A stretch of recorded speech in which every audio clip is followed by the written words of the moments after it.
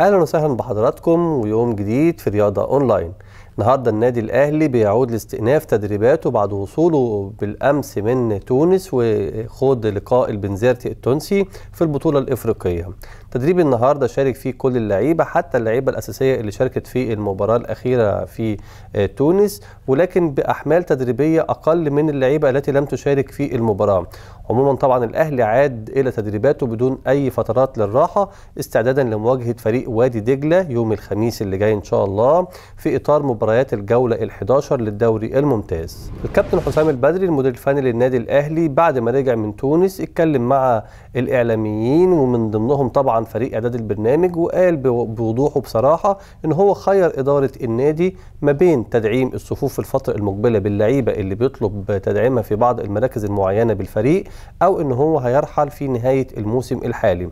طبعا تفسير حسام البدري لهذا التصريح ان هو بيأمل وبيطمح الى اهداف وطموحات معينه مع النادي الاهلي، طبعا بدون تحقيق او تلبيه طلباته مش هيقدر يحققها.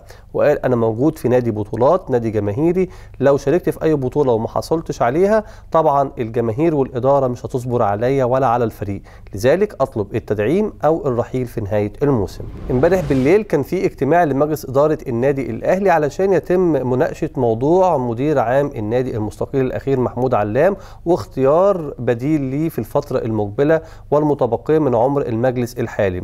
عموما الاجتماع انتهى الى لا شيء، لم يتفق المجلس على اختيار اسم بعينه بعد ما كان حسن حمدي رئيس النادي بيحاول الضغط على المجلس الاداره لترشيح الكابتن عدلي القيعي رئيس لجنه التعاقدات السابق بالنادي الاهلي علشان يتولى المسؤوليه. وكان وجهه نظر حسن حمدي في هذا الامر ان هو بيسعى الى الاعتماد على اصحاب الخبرات في هذه الفتره اللي هتشهد بعد 4 أو 6 أشهر على اقصى تقدير انتخابات مجلس اداره جديد للنادي الاهلي، وبتتطلب طبعا وجود احد العارفين بخبايا الامور داخل النادي الاهلي. الهاني سليمان حارس مرمى فريق الاتحاد السكندري بالامس خرج في تصريحات تلفزيونيه اكد خلالها ان هو بالفعل وقع على عقود انتقاله للنادي الاهلي وسوف يرتدي القميص الاحمر في بدايه الموسم اللي جاي.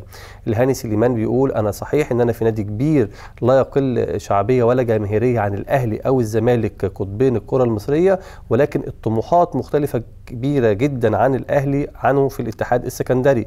وقال انا اتمنى ان انا احقق مع النادي الاهلي اللي ما قدرتش احققه مع فريق الاتحاد.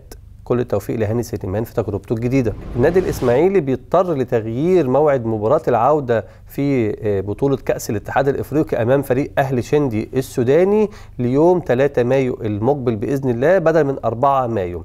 كان المفروض ان الاسماعيلي اختار يوم 4 مايو، ابلغ اداره ملعب الدفاع الجوي، ولكن اداره الملعب ابلغت نادي الاسماعيلي بمسؤوليه ان النادي الاهلي اختار بالفعل يوم 4 مايو لمواجهه فريق البنزرتي التونسي في اياب دور 16 لبطوله دوري الابطال الافريقي. ومع الميعاد دوت طبعا اضطر الاسماعيلي ان هو يبكر موعد مباراته 24 ساعه لتقام يوم 3 مايو. كل التوفيق يا رب باذن الله للاهلي والاسماعيلي وايضا الزمالك اللي هيسافر لسان جورج عشان يقابله على ملعبه في اثيوبيا، وايضا انبي اللي هيقابل فريق سوبر سبورت الجنوب افريقي. البرتغالي جورفان فييرا المدير الفني لفريق نادي الزمالك امبارح خرج بتصريحات بتعجب خلالها من الهجوم المسلط عليه وعلى فريقه خلال الفتره الحاليه بعد التعادل مع فريق سان جورج الاثيوبي في اياب دور 16 للبطوله الافريقيه. فييرا بيقول ان كل اللي بيهاجموني من داخل القنوات الفضائيه دولت ناس لم تحقق اي انجازات مع فريق النادي الزمالك وهدفهم تدمير النادي ورحيله من على راس الجهاز الفني. وطبعا هو بيشير الى ابناء نادي الزمالك من المدربين والمحللين في القنوات الفضائيه.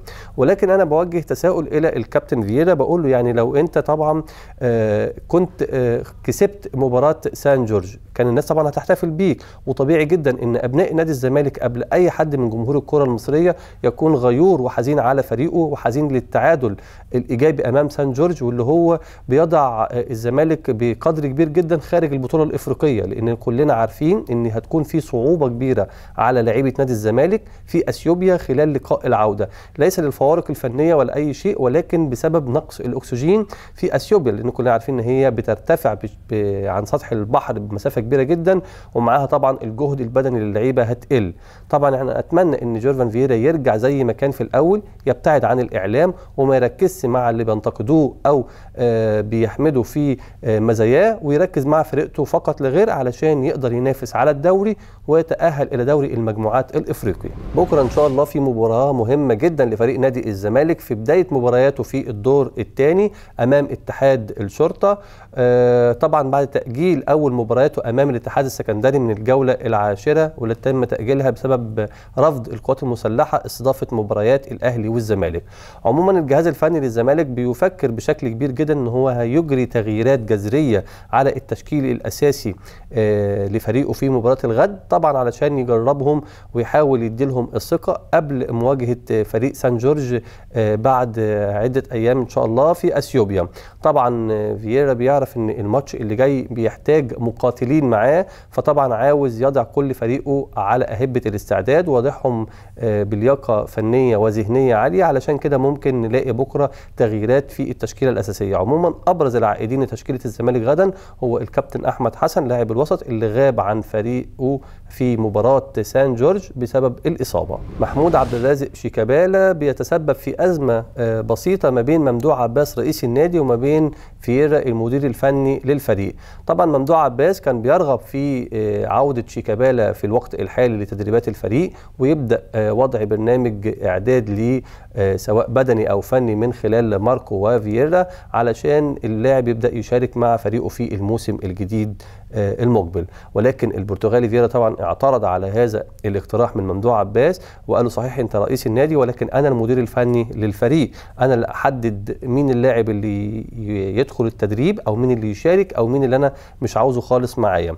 طبعا فييرا قال ان محمود عبد الرازق شيكابالا موهبه ما حدش يقدر يختلف عليها، ولكن اسلوب وطبيعه لعب شيكابالا لا تتناسب حاليا مع اسلوب ولعب فريق نادي الزمالك. الزمالك حاليا بيلعب بشكل جماعي، وقال انا لما شفت كل الشرايط اللي شارك فيها محمود عبد الرازق لقيت ان كل الفريق بيلعب علشان يخدم على مهاره وامكانيات شيكابالا، وده ما ينفعنيش في الوقت الحالي، ورفض فييرا عوده شيكابالا في الوقت الحالي الى فريق نادي الزمالك. معانا مجموعه اخبار سريعه هنقولها لحضراتكم. امبارح فريق المقاولين بيحقق فوزه الثاني هذا الموسم واللي بيجي على التوالي، وبيحقق نتيجه رائعه امام بتروجيت وبيفوز بهدفين مقابل هدف وحيد. الجميل في الامر ان المقاولين احرز الهدفين بعد ما كان متاخر بهدف من ضربه جزاء لبتروجيت.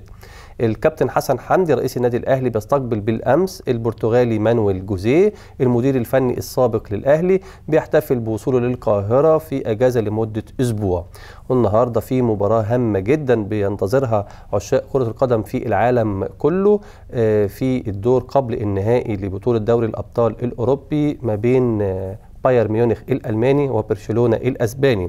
وغدا ايضا المواجهه الاسبانيه الالمانيه بتتكرر ما بين ريال مدريد وبروسيا دورتموند في نفس الدور للبطوله الاوروبيه. وبكده بنكون وصلنا مع حضراتكم لنهايه اخبارنا وفقراتنا لهذا اليوم. نلقاكم غدا في نفس الموعد. تحياتي والى اللقاء.